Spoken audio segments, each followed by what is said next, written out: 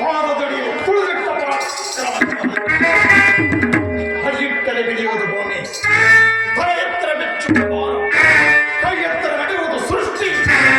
ಚತುರ್ಮುಖ ಬ್ರಹ್ಮನ ಸೃಷ್ಟಿಯೇ ನನ್ನ ಮುಷ್ಟಿಯಲ್ಲಿ ಪಾಲಿಸುತ್ತಿರಬೇಕಾದರೆ ಯಕ್ಕಶ್ಚಿತ್ ನನ್ನ ಮಗ, ಆ ಜನ್ಮ ಕೊಟ್ಟ ಮಗ, ನನ್ನ ವಂಶವನ್ನೇ ಬೆಳಗಬೇಕಾದ ನನ್ನ ಕುಮಾರ, ನನ್ನ ಆಶೋಚ್ಛೋತಿಯಿಂದ ಎಂದು ನನ್ನ ಮನಸ್ಸಿಗೆ ನೆಮ್ಮದಿ ಇಲ್ಲವೆಂದರೆ ಚಿಟ, ಇದೊಂದು ಬದುಕೆ, ಇದೊಂದು ಜನ್ಮವೇಕೆ?